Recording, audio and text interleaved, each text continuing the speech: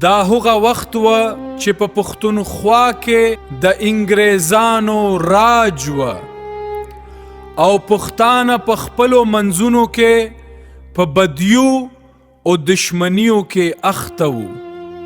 باچا خان یو مالدار خان و، خو هغه پوه شو چې پښتنو تباهی مل جهالت او خپلمنځي جګړې دي. هغه به ویل پښتانه په توره ګټل پوهیږي خو په مینا ګټ نه پوهیږي.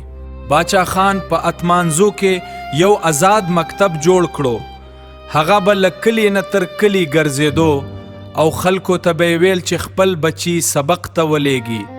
انګریزانو هغه بندي کړو او ورته یې وویل دا مکتب بند کړه. خو باچا خان پاکلک وویل زه د خپل قوم د شعور لپاره کار کوم، دا بندول زما په وس کې نه دی. یو څو کال وروسته هغه د خدای خدمتګار په نوم یو تنظیم جوړ کړه. د دې تنظیم شرط دا و چې موږ به له هیچا سره بد نه کوو، موږ به له غچ بدله نه اخلو، موږ به د انسانیت خدمت کوو. دوی سر جامې اغوستلې او په لکونو پښتانه ورسره یوځای شول. یو څو کال وروسته په پیښور کې سیخوانې بازار کې انګریزانو په بې وسلې پښتنو ډزې وکړې.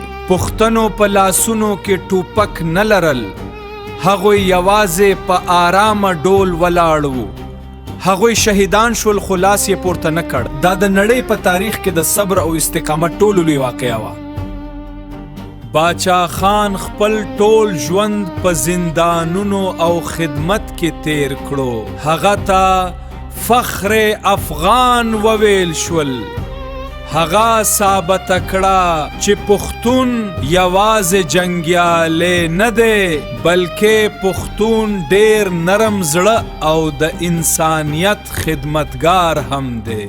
دا کیسه موږ ته ښیي چې ریښتینی ځواک یوازې په وسلو کې نه دی بلکې په صبر، استقامت او د حق لپاره د بې وسلې مبارزې کې دی. که تاسو ته دا کیسه خوښه شوه لایک وکړئ او زموږ چینل سبسکرایب کړئ.